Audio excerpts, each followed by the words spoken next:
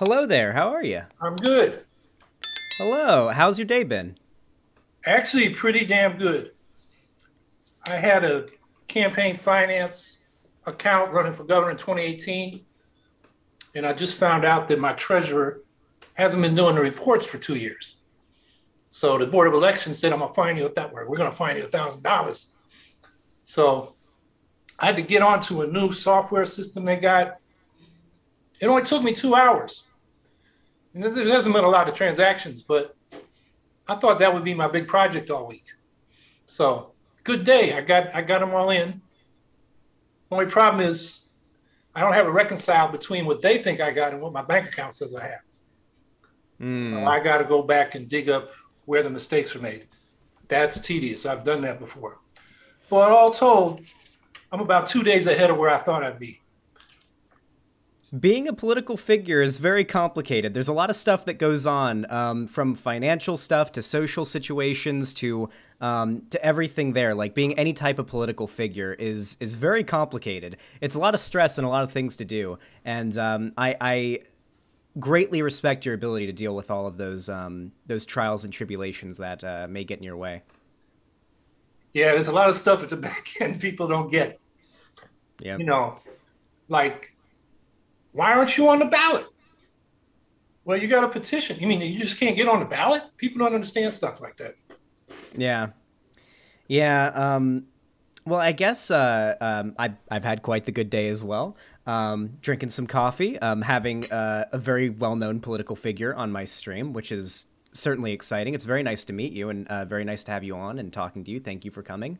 And yeah, I just wanted to, I mean, our talk might go for about 30 minutes, maybe an hour at the longest. And I just wanted to have a discussion and ask a few questions about the Green Party, the positions that you hold, as well as like the broader positions of the Green Party, as well as the merits of voting third party in a system that is very heavily leaning in favor of a two-party system. Does that sound good? Sounds good.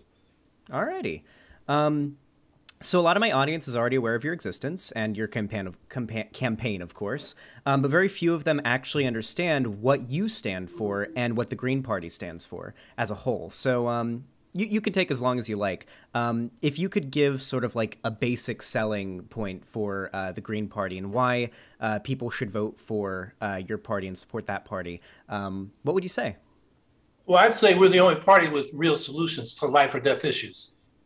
The climate crisis, you know, we came up with the Green New Deal. I was the first candidate to campaign on it back in 2010, running for governor of New York. And the Democrats took it, watered it down, you know, AOC and Markey. And then Biden said he's not for it. And by the time we get done with this Build Back Better bill, you know, I'm seeing 600 to 700 billion over 10 years, which is 60 or 70 billion a year, when people who've budgeted this out, it's at least $1 trillion a year if you're going to really move quickly to decarbonize the economy. You know, Bernie Sanders had 1.6 trillion.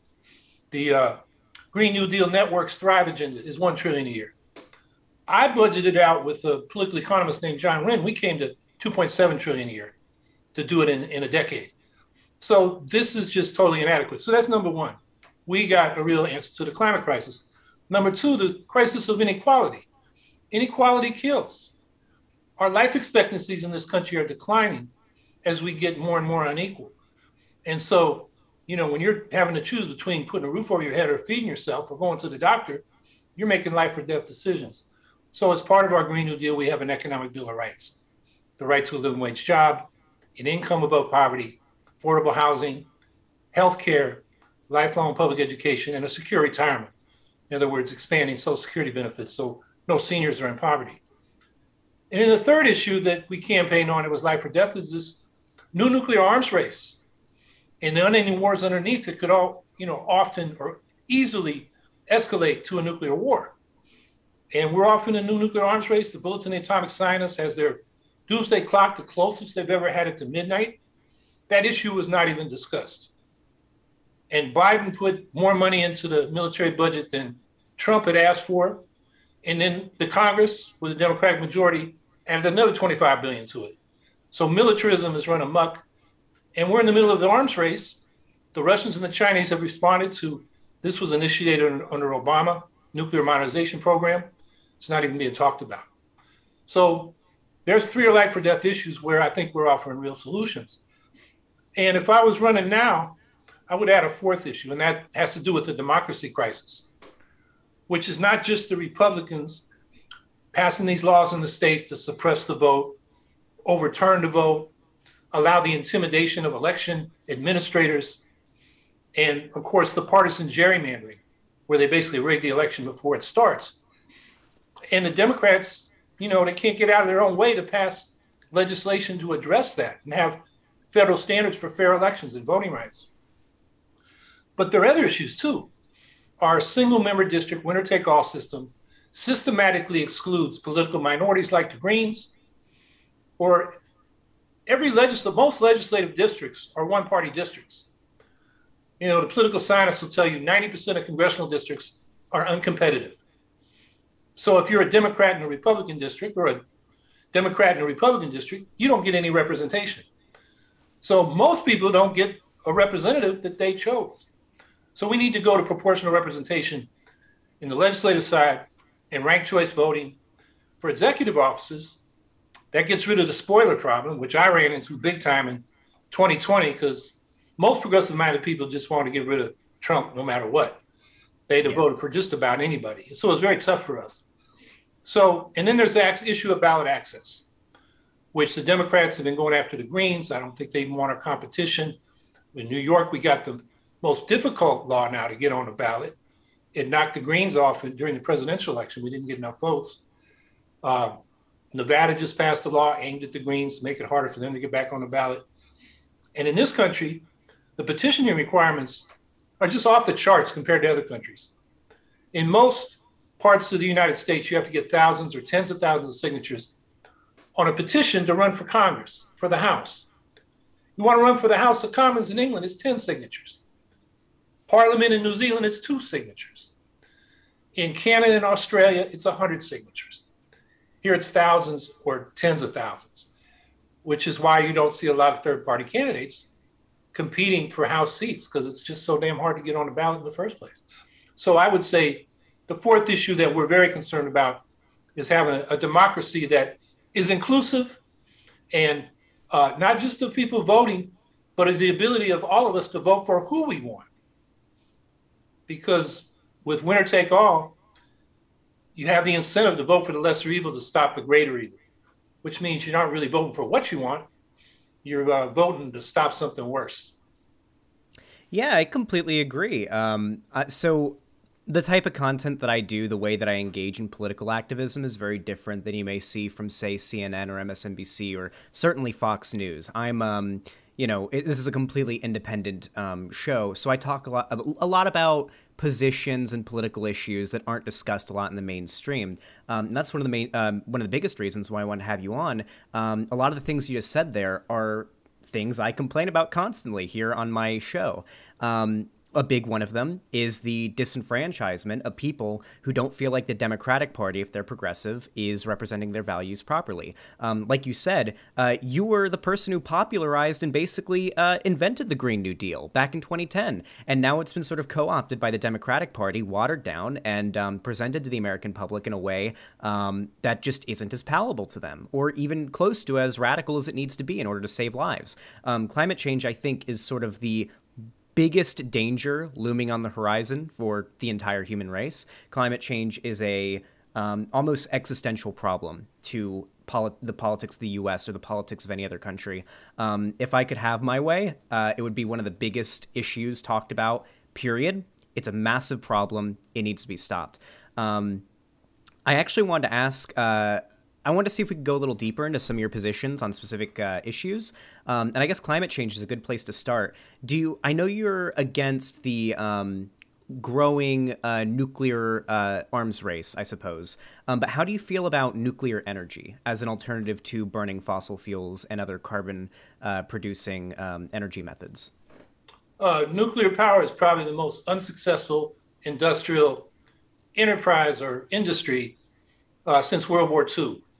It can't survive without subsidies like the Price-Anderson Act, which helps insure them because private industry will never insure them. because a catastrophic accident is so disastrous. Um, it creates long-lived nuclear waste. You need to store it separated, segregated for hundreds of thousands of years. You got the risk of a catastrophic accident, and then it's uneconomical. Most of the operators are planning to shut their nukes down. Like here in New York, we got 4 going because Governor Cuomo got the ratepayers to cough up an extra $8 billion. You know, Exelon, which owns them, wanted to shut them down. In Ohio, they did the same thing. And then we found out that the industry bribed the Speaker of the House to grease the wheels for that bill. So they sort of repealed it, but really didn't.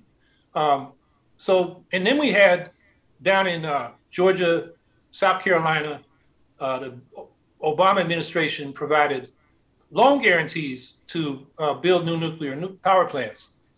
Well, what happened down there is what usually happens: cost overruns and construction delays. So they abandoned the 2 nukes they're building in South Carolina. They're still throwing money at Vogtle in Georgia, two nukes at the Vogtle nuclear site, which are now have so far cost twice as much as budgeted and taken twice as long to build, and they're still at it. So if you want low carbon energy, nuclear power is a waste of money. You can build solar and wind a lot faster and get a lot more gigawatts for the same investment. I was under the impression that nuclear power, especially with more recent technological advances, especially, I saw some stuff about, I know everybody who's like really big into nuclear energy brings up thorium, how it's like safer and more efficient than traditional methods of harnessing energy from nuclear power. I've heard a lot of people talk that up. I live out in Palm Springs, California. If you've ever been there before, you'll know that just right outside of the city is just a large tract of desert that's just full of turbines for collecting wind energy. And we also have a lot of solar power out here because we're in the middle of the desert. So this town and this general area is heavily, heavily focused on renewable energy production. And I may be wrong on this. Correct me if I'm wrong. I believe California produces so much extra energy because of its sustainability out here that I believe we pay for other states to take it. Is that correct? I haven't heard that. I mean, I can't imagine PG&E paying somebody to take their power. I think we ought to take over PG&E, and it could be run a lot better, I think, under public direction. But absolutely, yeah. Public power, I think, has to be part of the climate solution, so we can actually plan and implement the transition. The investor-owned utilities, or the IOUs, as I like to call them, they're out to make money, and they're not out to mothball generating facilities and distribution and transmission lines that still work. You know, they're built around centralized power plants, servo mechanical grids. And with renewables, you have distributed energy generation, and you need a smart grid. So that's why I think, you know, we need public power to, you know, make this transition in the fast time frame that we need to. Well, one of the biggest problems. The other point about the so-called advanced nuclear designs, thorium, modular reactors, and all that, they started working on that stuff in the 40s. These are not new, and they were not successful. And you know, the modular nukes makes less economic sense than a large nuke because you don't get the economies of scale you get with a larger nuke once it's built. So I think, you know, Biden's got that in his Build Back Better plan. And I think that's just a sop to the industry, which still has a lot of influence. You know, big companies like GE and Westinghouse. Yeah, I wanted to bring up, I highly agree with our power, other ways of producing power being made public. I know as a California resident, I've only been a California resident for a year. I used to live down in Florida. But in the time I've been here, I've seen how much these wildfires, and this connects with climate change as well, have affected people out here. So many people have been displaced, killed, or lost a loved one or a friend to these wildfires that have ravaged California. And a big part of that is obviously climate change results in these fires being more, you know, these forests and these areas being susceptible to wildfires going out of control, but also quite a few of these fires have been started by the faulty infrastructure on PG&E lines. They're allowing some of their infrastructure to decay, and it's resulting in a lot of these fires getting started. Yeah, and there's been a trend over the last few decades of these utilities, the investor-owned utilities, cutting back on staffing. So-called lean production they do in other industries. So they say, well, we can all go down to the hurricane in Louisiana to get the power back up because we'll all send our smaller crews down there. But when something happens locally, it takes longer to get up than it used to. I mean, we've had an experience in New York with ice storms, which, pull down the lines. And where you have municipal utilities that did not cut staffing, they're back up right away. And there was a big ice storm maybe 15 years ago. National Grid, which used to be the public utility of Britain, and Thatcher privatized it. Now it's a global utility. Took them like a month and a half to get the lines back up for some people. Yeah, I've had pretty similar issues with that as well. I used to live in Florida, and we had constant hurricanes. I lived in an area where if it rained hard enough, the power would go out because some line would get knocked down, and we'd go days without power before anyone could get up and come fix it. And I've experienced that firsthand. It really does suck. I was curious because, a lot of my chat is asking questions about what your opinions on certain issues are. And so we might go a little bit off of the climate topic. I was curious what some of your takes are on more general social issues that a lot of Americans care about right now, including, and we can just go one at a time if you want to. I thought we could start with trans rights. How do you and the Green Party feel about the transgender acceptance movement? We believe trans rights are human rights, and they're not in conflict with women's rights as one little strand of so-called radical feminism claims. And we had a debate in the Green Party. We had one of our affiliates, the Georgia Green Party, take that position and push it very aggressively, and they were thrown out. So we're very strong for protecting people on the basis of sex, sexual orientation, and gender identity, which is why we're for the Equality Act, which has passed the House, and they can't get it through the Senate because of the filibuster. So, yeah. That's the immediate thing we need to pass, because that will include trans people in the categories of people that are protected under federal civil rights and anti-discrimination laws. I absolutely agree. That is a fantastic opinion on that. I completely agree. As a matter of fact, this actually ties into another thing I wanted to get into. Basically, everybody, I'm live streaming this right now, so I have a live chat of people watching this live. Basically, everybody in the chat is agreeing with what you're saying, and they are very happy with what you're saying. And this leads into an important question.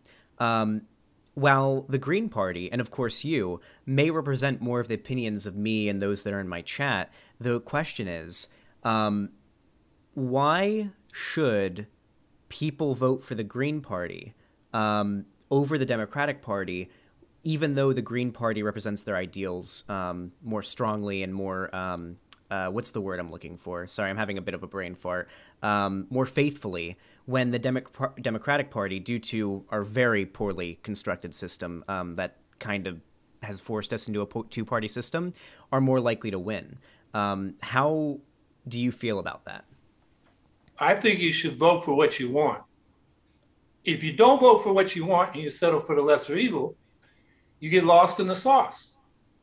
You vote for Biden and you're for Medicare for all and a Green New Deal and demilitarizing the federal budget like the Green Party is.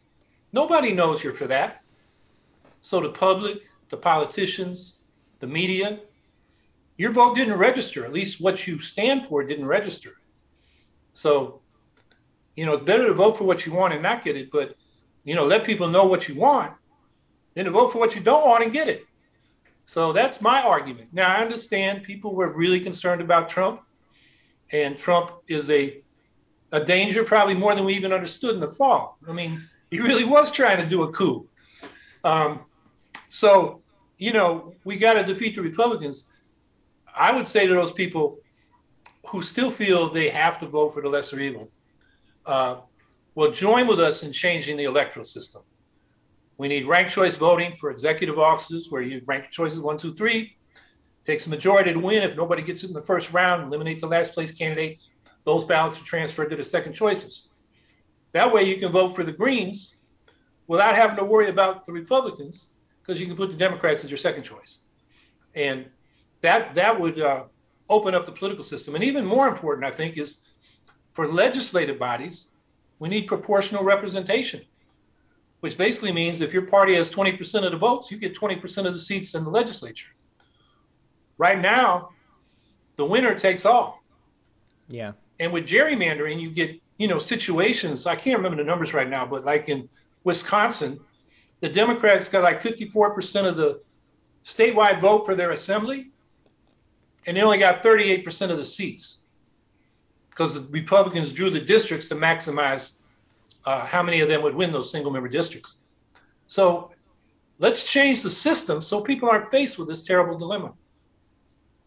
I completely agree. I think ranked choice voting is the answer. Absolutely. I have a question that there's something I've noticed the Republicans do very well. The Republican Party is, or at least was, very diverse in political ideology, right? Donald Trump is very different than Mitt Romney. I mean, if you're looking from a left-wing perspective, maybe not that much, but if you look at their positions, there's a good amount of difference there in the way they act, what they believe.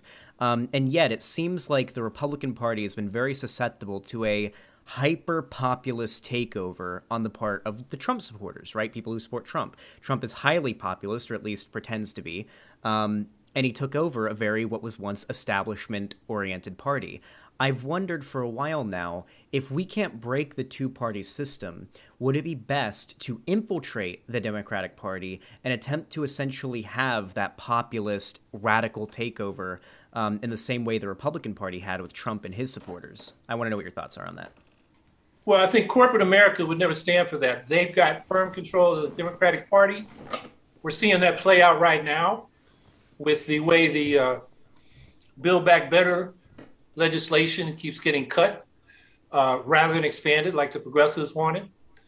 And so they've got the leverage, they got the money for the campaigns. They even got leverage over McConnell today. I mean, McConnell blinked on the debt ceiling and gave a way out after all the bankers met with Biden and they said, don't mess up the whole damn world with this stupid game of chicken. And McConnell got the message. They're very powerful. As Alexandria Ocasio-Cortez said during the Democratic primary when she was still back in Bernie Sanders, in any other country, I wouldn't be in the same party with Joe Biden. The progressives would have their own party. That's why we need proportional representation. So I don't think the Democratic Party can be taken over. They've been trying to do that since William Jennings Bryan, the left populists. And they end up getting co-opted, tamed, and yesterday's insurgents are tomorrow's establishment. That's sort of been, you study the history, that's what's happened. Yeah, I do agree. It is a lot easier said than done to move over a political party. The Democratic Party is, despite what other people may say, certainly very corporate and extremely establishment. I mean, I'm not going to jump onto any conspiracy or anything, but I don't think anyone like Bernie, I don't think the Democratic Party would ever allow anybody as radical as even Bernie Sanders to make it into the Democratic nominee for president. And if AOC runs down the line, I don't believe she's old enough yet, but if she runs for president down the line, I don't think the Democratic Party will let her get that nomination either. Not unless she changes her views and her opinions publicly to be far more in line with the establishment.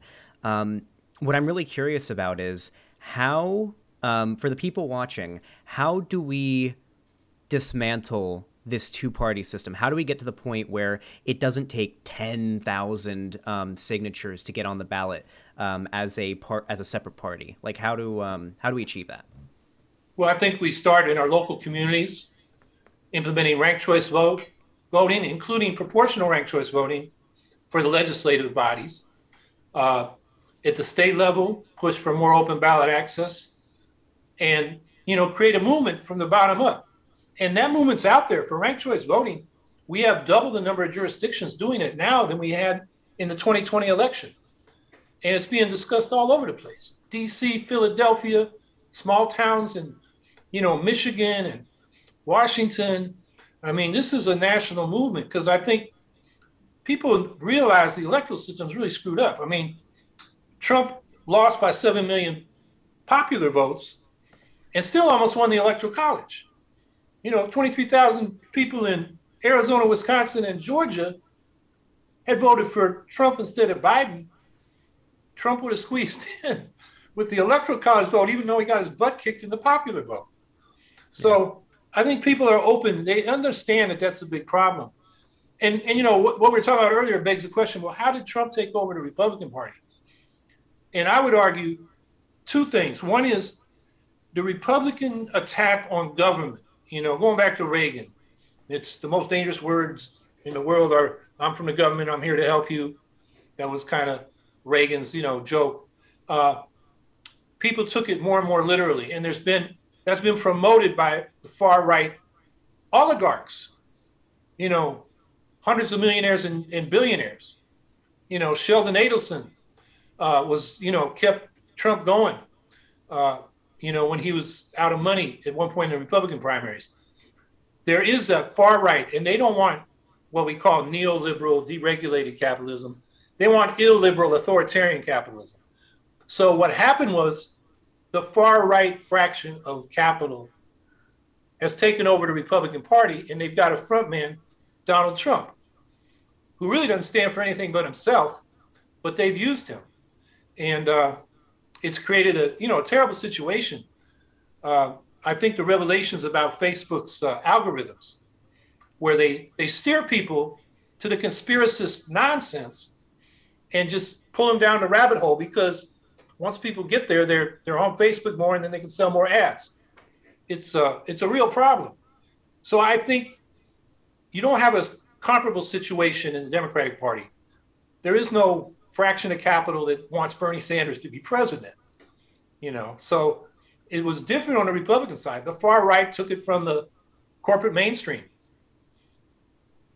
Yeah, I think here in America, it seems like there's this overwhelming cultural feeling of the government is bad. There's like a glorification of rugged individualism, not needing anyone's help, pulling yourself up by your bootstraps, and that if you rely on the government, you rely on taxes or government, anything that involves the state helping you in any way, that makes you less American in some way. This is a really common talking point that I hear mostly from Republicans, but even from some Democrats. They're maybe a little bit more not as left-leaning, And I feel like that's one of the main things the modern-day Republican Party, especially the very Trump-centered part of it, has pushed so hard on, that the solutions to the problems that we've been talking about this whole time do require public attention, public funding.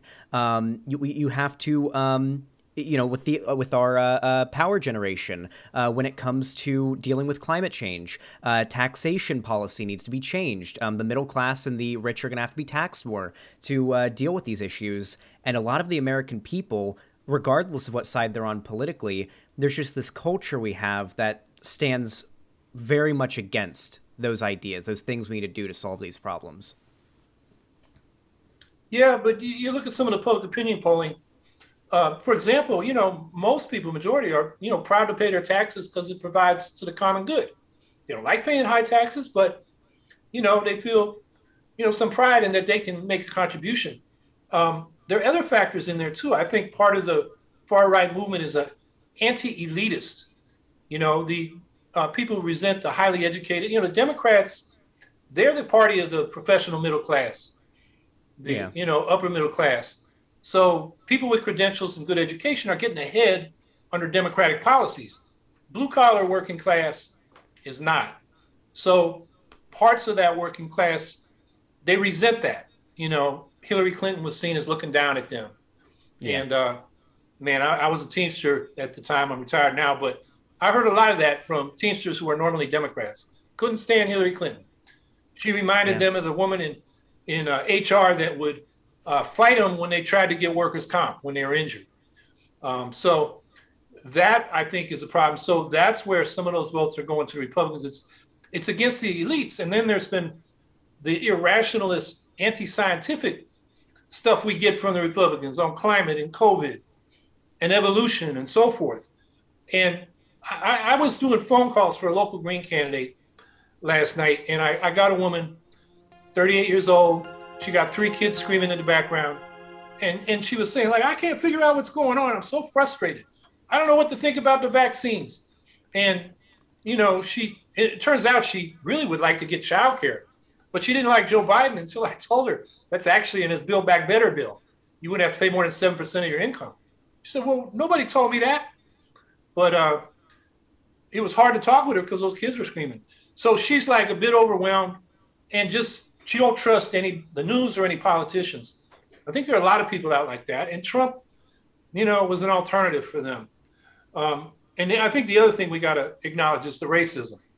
You know, what's left of the Republican Party is the old Dixiecrats, you know, that core racist political movement that goes back to the Redeemers that destroyed Reconstruction and just didn't give up even though they got their butt kicked in the Civil War. They were traitors, and they still got power in the South, and they still got power now. And that's because I think the Democrats now, back then the Republicans, really never confronted that head on. They kind of tolerated it. That's what the Compromise of 1877 was about. That was about what happened in the early 70s when Carter was president, and there were court decisions basically undermined the possibility of desegregating schools across metropolitan areas. Democrats didn't fight that. Joe Biden in the lead in not fighting that back then. So we really haven't confronted the racism of this minority. But that, I think, was a big part of Trump's appeal, because, you know, he came out swinging against Mexicans in his first, you know, announcement. And, you know, a lot of it was dog whistles, but a lot of it was pretty overt. Absolutely. Yeah, Trump did a very, very good job of appealing to even internalized, because I think a lot of people have a stereotype in their head when they think of the average, like, racist American. I don't think a lot of it is very conscious racism. I think a lot of it is stereotypes and internalized biases that Donald Trump knew how to reach and was able to appeal to those voters without, you know, while still being able to dog whistle, without having to outright say, these people are bad, or these people are bad, or this is why they're bad. He was able to stoke that racist, populist, progressive, and anti-government philosophy that was very popular within the Republican Party and a lot of Americans in general, left and right. And I wanted to bring up 2016, I feel like, needs to be stored in a jar and preserved forever as an example of why a two-party system doesn't work. Everything about that 2016 election was a disaster. For starters, Hillary Clinton and Donald Trump were some of the least popular candidates that we've seen in a very, very long time. Hillary Clinton still won the popular vote, and Donald Trump won, so a demonstration of how our electoral system isn't exactly a perfect representation of the popular will of the people. And it showed, I think, why we need to break the two-party system, far more than any other election in the past since what happened to Al Gore. That was also a pretty bad example of our system. But 2016, I think, is a perfect example. And I think, yeah, I want to hear what your thoughts are on that. Yeah, 2016, 2000. I mean, I got involved in politics in '68, and you know, Humphrey and Nixon were for the war in Vietnam.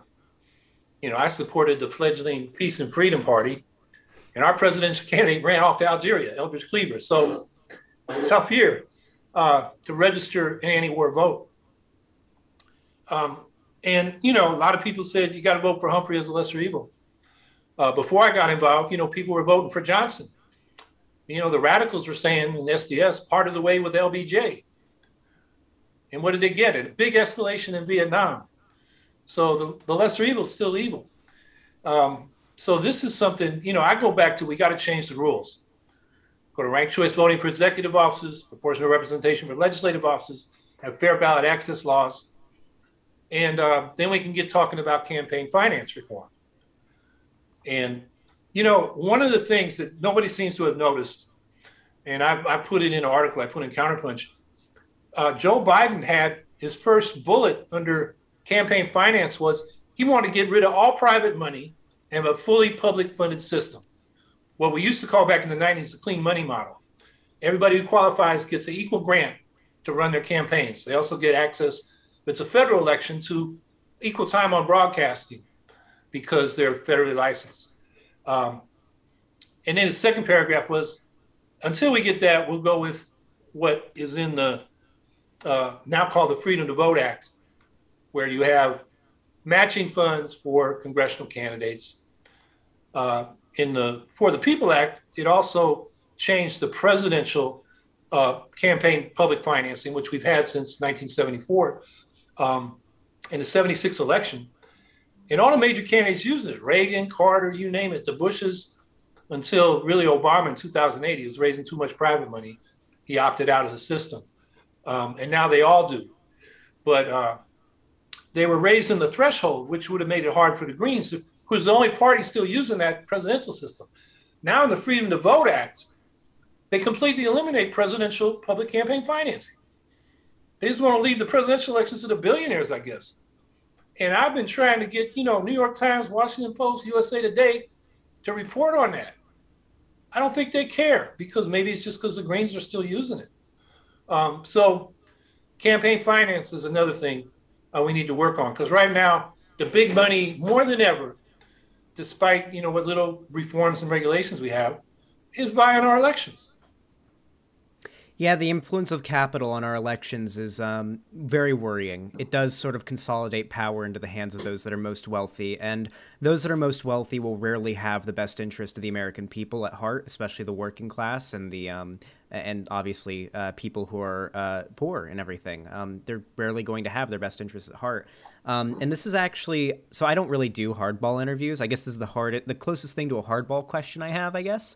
But it's not too difficult. So here's one place where you and I differ. When it comes to elections, I typically advocate for people, especially if they live in a state where I'm a progressive figure. But I advocate for people who watch my content typically to vote Democrat no matter who in their district, in their state, in their town for the presidential election, because I find that the Democratic Party is most likely to win over any third party that's out there right now, and is more likely going to represent more of our positions, way more so than the Republican Party. I mean, we saw during Trump's presidency, one of the first things that he did was ban trans people from the military. He constantly fear-mongered about, vaccinations, about COVID not being real or COVID not being as serious as we thought. I could go on for a while. He did very many things that were demonstrably direct harms to the people of America, especially non-white, more minority groups here in America.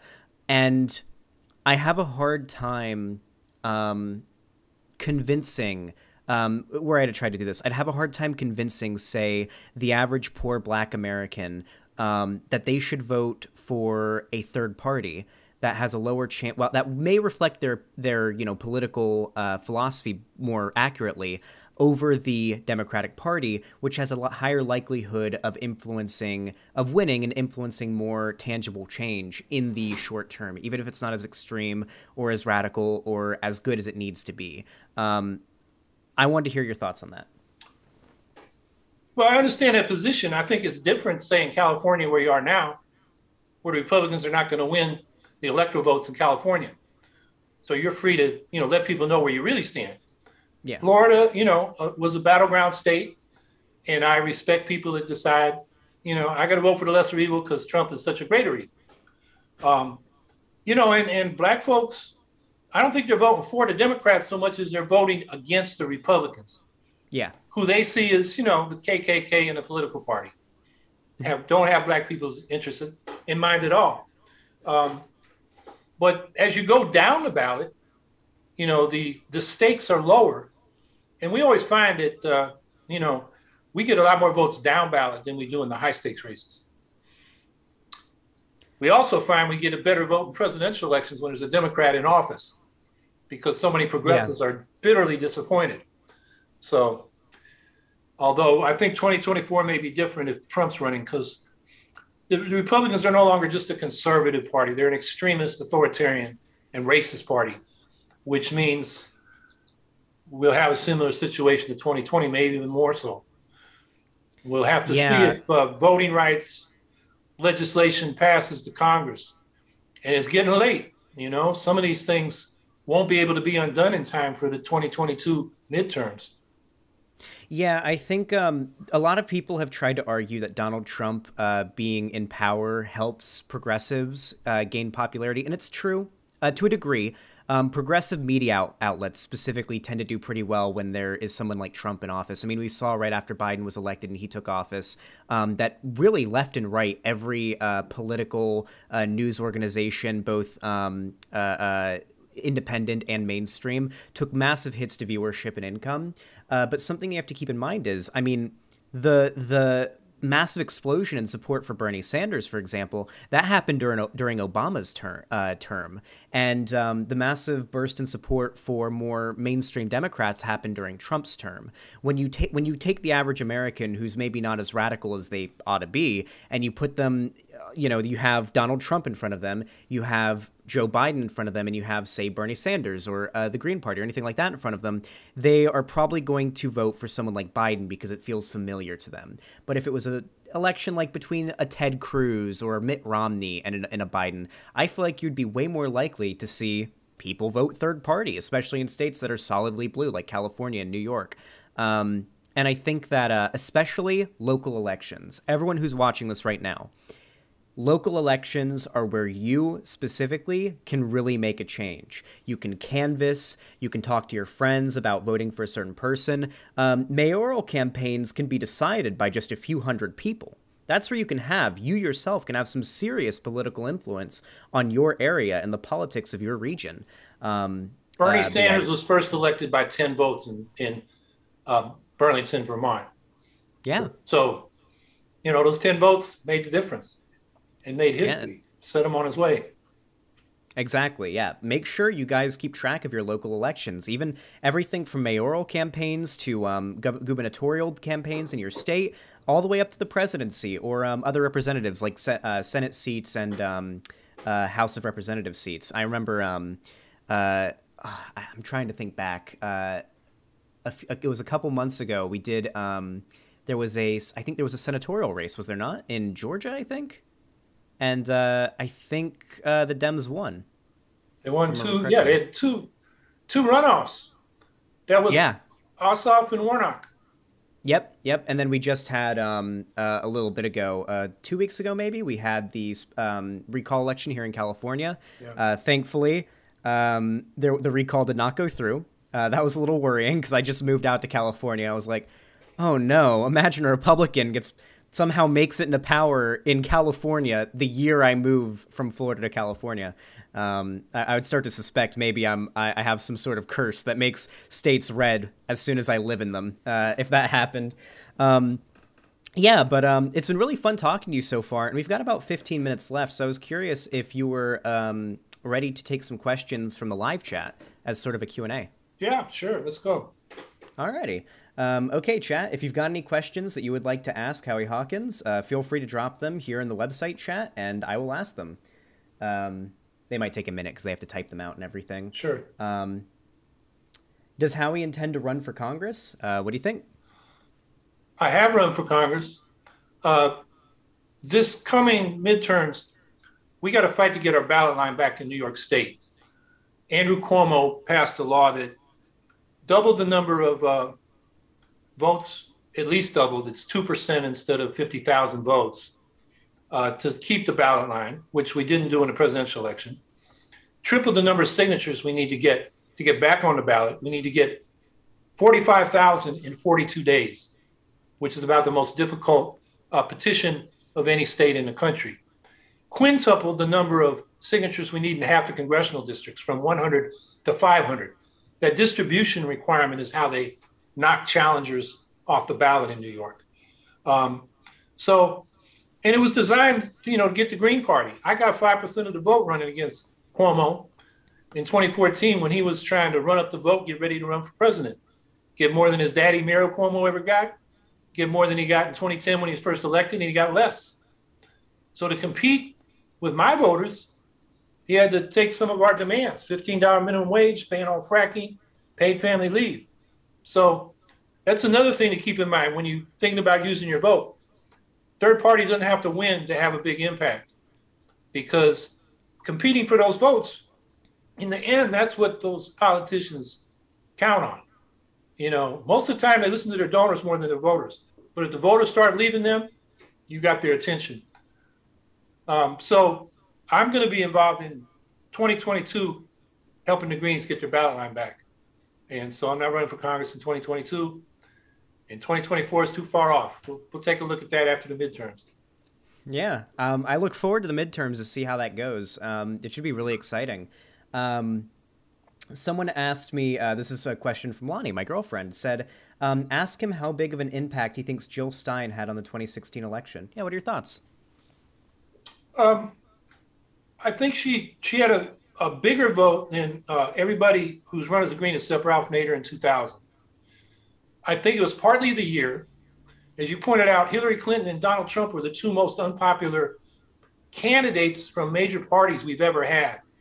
So third parties did well. The Libertarians did well as well. So I think she got a lot of attention.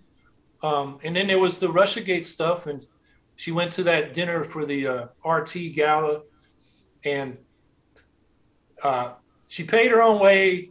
She had nothing to do with the people she got placed in that table, including General Flynn. And there's that famous picture that the mainstream media keeps putting up. So that got her a lot of attention. And then Putin showed up for a photo op. So the picture's taken when Flynn is there. And who released it was Sputnik News. Wasn't just any outlet. So I think there was a purpose to that. So anyway, she did get a lot of attention, and she brought the Green New Deal in a big way before the public. And I think that's why AOC and them picked it up. AOC also picked it up because her campaign manager ran the campaign of a Green city council candidate the year before, who ran on the Green New Deal we've been running on in New York State. So VG knew all about the Green New Deal, and she gave it to AOC. So the Greens, I think, we did have an impact. We wouldn't be talking about the Green New Deal if Jill hadn't run on it in 2012 and 2016. Yeah, that's certainly how I learned about it initially. I was really, it was actually sort of a blast from the past to remember, wait, you're totally right. The Green Party did influence, did popularize the Green New Deal. That wasn't like a Bernie Sanders AOC thing. That all came from you guys. Someone asked, a chatter asked, it's weirdly typed there. I don't know what it exactly. A chatter asked endorsement for Syracuse mayor. Does that mean anything to you? Yeah, there is a mayoral race. And in this case, I ran 4 years ago. I didn't run this time. So there's a Republican, a Democrat, and an independent who is the mayor, who comes from a Republican family. He's a sort of old school country club Republican family. And the Democrat has no program. The Republican is a libertarian crank. So I'm going to end up voting for this, scion of a Republican dynasty, just because he's a competent administrator. He doesn't have anything innovative. I'm not enthusiastic about it, but that's probably how I'll vote for mayor. And he could use that endorsement if he wants, kind of backhanded. But in this case, he's the lesser evil, and there is no positive good. Yeah. It really is unfortunate when you're put into a situation where it's like, there really is no option that perfectly represents my politics, or even substantially represents my politics. And having to vote for the lesser evil is never a good feeling. I do want to say that I think ranked choice is probably the best way to go in this country with that. There's no downside that I can think of, except maybe if we have ranked choice that sort of takes away the impact that Green Party voters would have, or third-party voters, I should say, could have on the Democratic Party or the Republican Party. You mentioned before that a big part of why some Democratic politicians have picked up a lot of Green Party policy is because they wanted Green Party voters. And I don't know how much that would be hurt by ranked choice voting, but I think it's still worth it. No, I think it would be enhanced by ranked choice voting because they want the Greens to rank them second. So they're going to, as they often do, they start echoing what Greens bring to the table because we actually bring issues, particularly in local elections. You know, people say, you know, I went to high school here. I got this nice dog. I married my high school sweetheart. You know, you all know me. That's kind of the way to campaign. And the Greens are saying we need rent control. We need police reform. And we need the potholes filled. And they're not putting enough money into that. They're giving too much to the police or whatever it is. And then they got to deal with our issues. I can tell you when I've debated in local elections, candidates from the Democratic and Republican parties, the most common thing they say in response to me is like Howie said. And then they repeat what I said because we bring real issues. That moves them. So I think, and people can vote for us without worrying about it helping the person they fear most. So I think it gives us a stronger voice. I think so too. Yeah, I completely agree.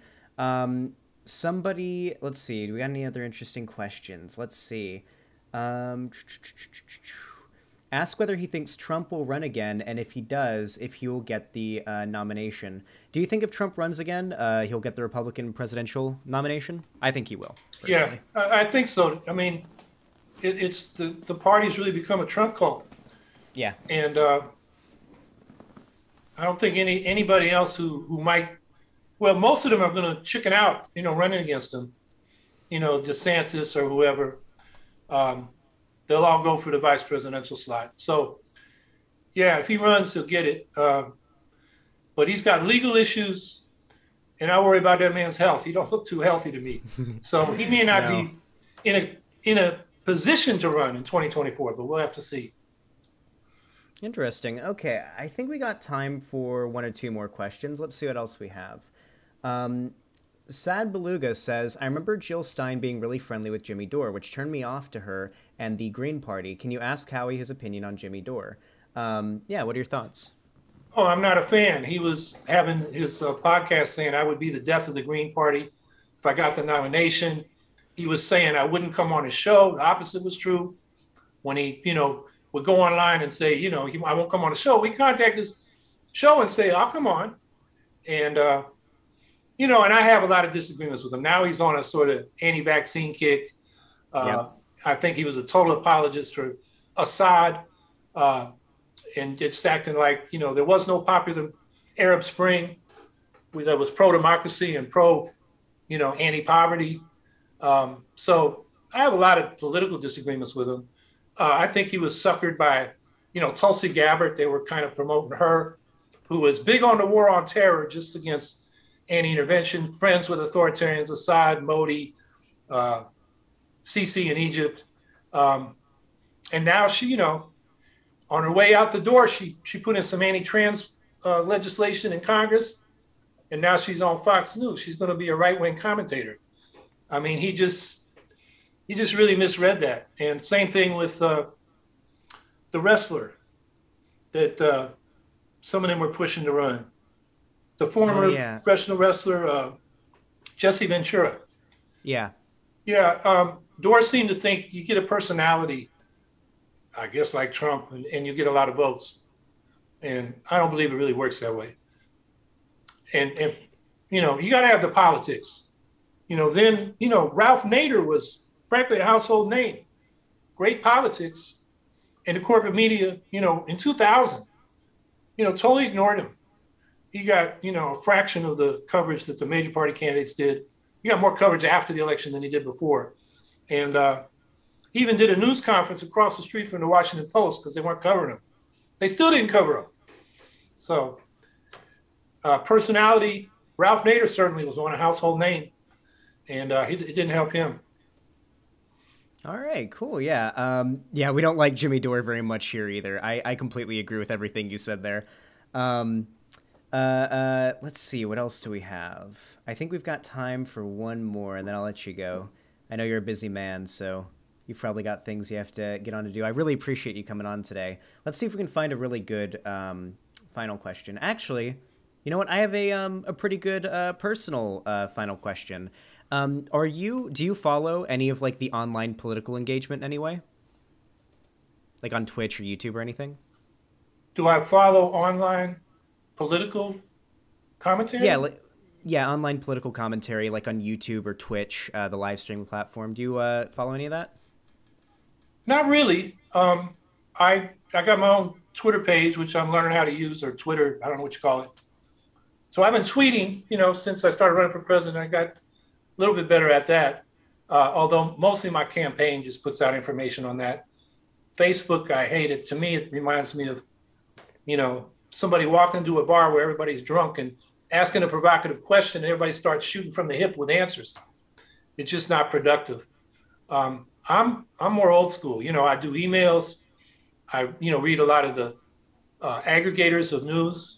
On the left, but also on the mainstream. I'll read foreign policy and foreign affairs, even if I don't agree with the authors all the time or most of the time. And books. I like just a book right in front of me rather than that screen. So that's really the way I follow politics. And a lot of phone calls.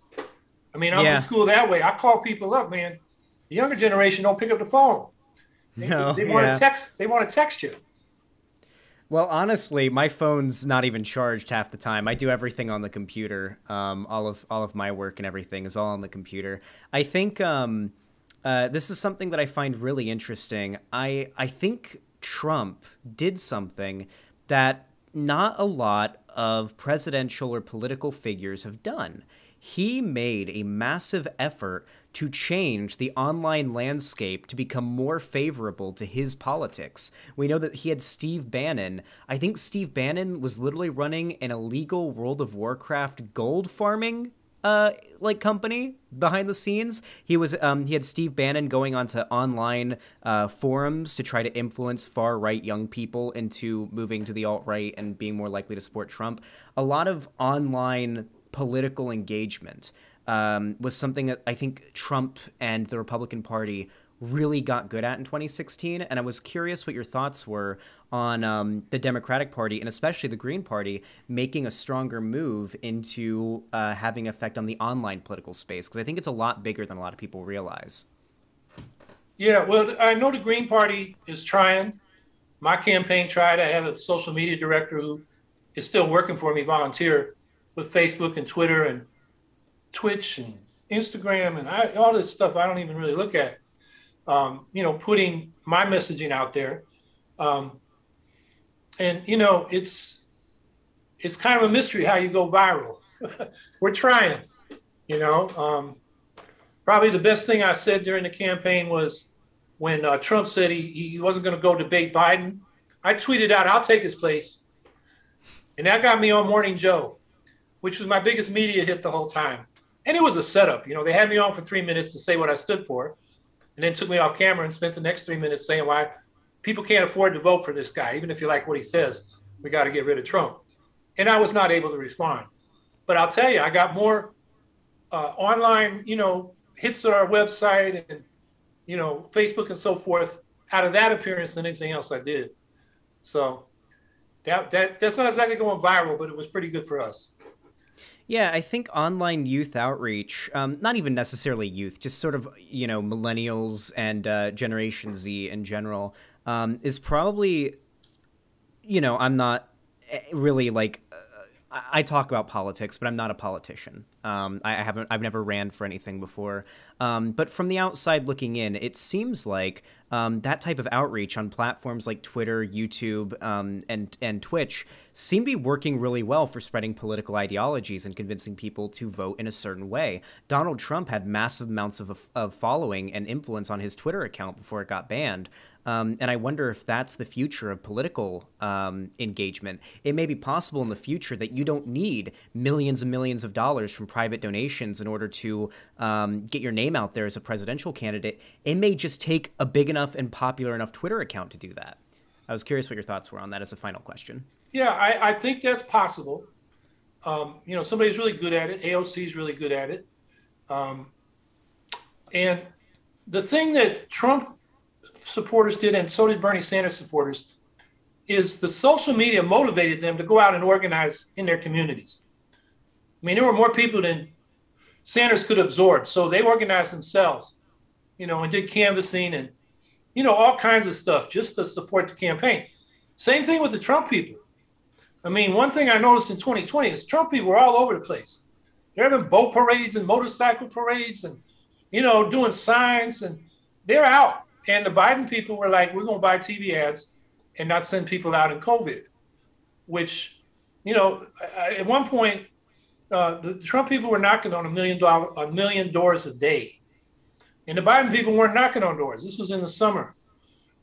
So the thing is, this online stuff has got to translate into on-the-ground organizing, particularly for us who want to see a third party. We got to have a grassroots mass organization where the people in communities know us, trust us, see us there consistently. Because the biggest problem in getting people engaged is they don't trust the two major parties. They don't trust the politicians. So a lot of people are disengaged. I don't say they're apathetic. I say they're alienated. Like that woman I mentioned earlier with the 3 kids and couldn't figure out what's going on. But she wanted somebody to call her back midday when she only had one of the kids and she could really talk it through because she wanted to know what was going on. She was just having a hard time figuring it out for herself. There are a lot of people out there like that. I just know that from all the door-to-door canvassing I've done over the years. So online is part of it, but then we got to put it on the ground for real. Yeah. Yeah.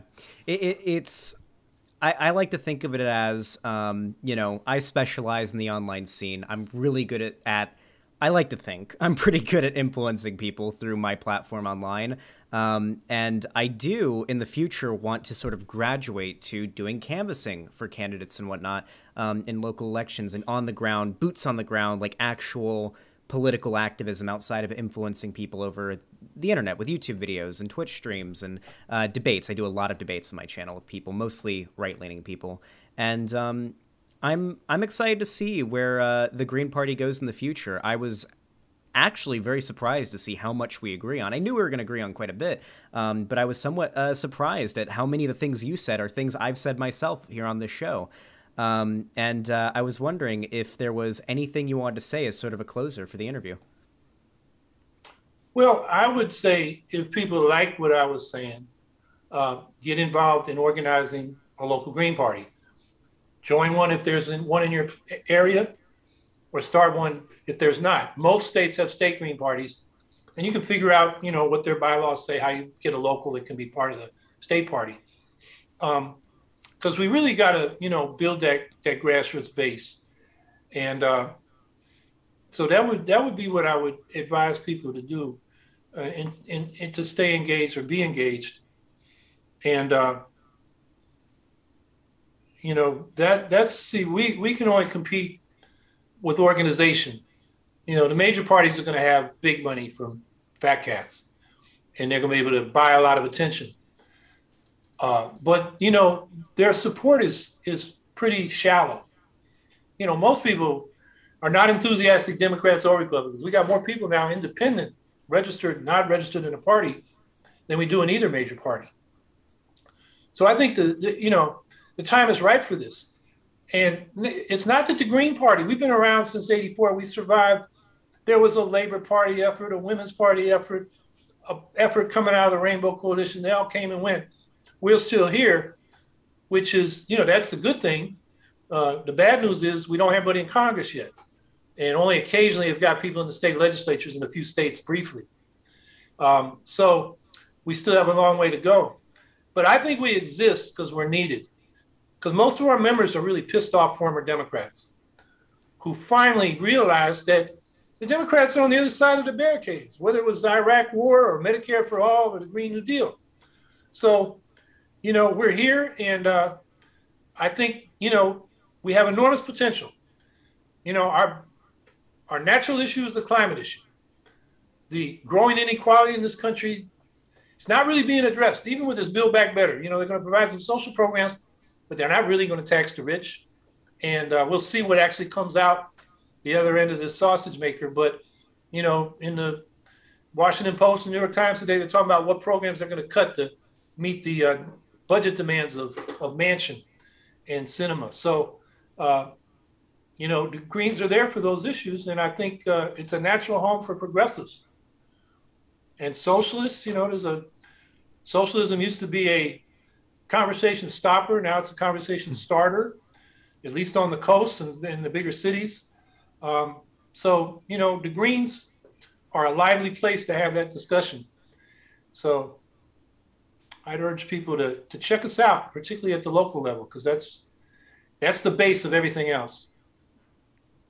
Alrighty, nice. I really appreciate you coming on today. I appreciate you answering my questions and you know, doing your part in educating the voting population, as well as offering, you know, taking part in co-founding a party that can act as a very you know, meaningful alternative to the more corporate mainstream Democratic Party that doesn't quite, you know, sort of represent the beliefs of a lot of Americans, especially left-leaning. Really quickly, a friend of mine in the chat wanted me to relay a message to you. Her name is Demon Mama. She says, tell Howie, the trans streamer Demon Mama sends her love and says thank you for fighting for trans liberation. Well, what did Dr. King say? Injustice anywhere is better justice everywhere. So, you know, we all got a stake in these justice issues. And, you know, yes, thanks for having me on. I enjoyed the conversation, and we'll publicize it to our networks, see how much online communication we can use, but we'll get it. We'll do our best. Alrighty. Yeah. Well, once again, thank you for coming on, and have a great day. You too. Have a good evening. See ya.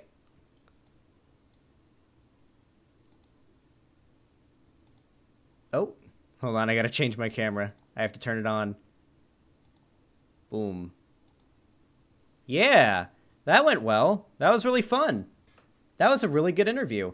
I did not expect us to agree on as many things as we did. He had some really good takes.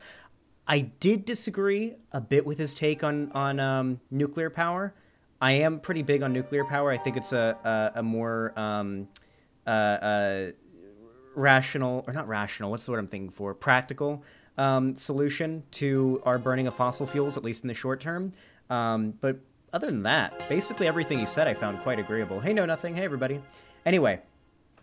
Oh, who is next? Joe Jorgensen, Andrew Yang, or Noam Chomsky? I think we can get Noam Chomsky. I'd like to talk to Noam Chomsky. That could be really interesting. Noam Chomsky is very very politically agreeable, I find. There are arguments against nuclear. I think the arguments he made against nuclear are pretty good. But I think it's like, hasn't it been basically like determined that nuclear energy is going to be like the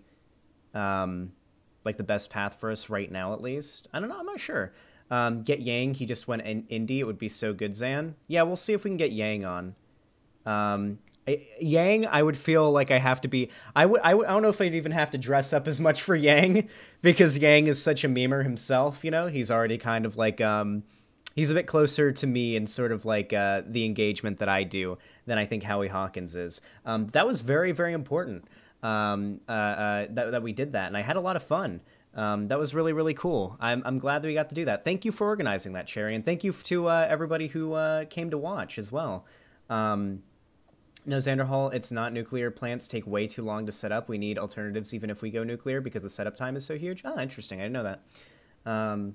Anyway, if you enjoyed this video, please leave a like, subscribe, ring the bell icon next to the subscribe button if you haven't already, so YouTube actually tells you when I upload a new video or go live. You can also follow my social media, all linked down below, including my Twitter and my Discord server, where I talk to you guys and play games with you, and we do like watch-togethers of different movies and stuff like that. We do watch parties. And of course, if you've got any extra money and you don't need it for anything else, and you want to help support the stream to keep it going, you can always donate directly to me financially by donating a sub, gifting a sub, or donating money directly through my website, xanderhall.com/live. You can super chat or hit the join button to become a channel member over on YouTube. You can subscribe or gift a sub over on Twitch, and you can also donate directly through Patreon and Streamlabs. Thank you all so much for watching, and have a good one.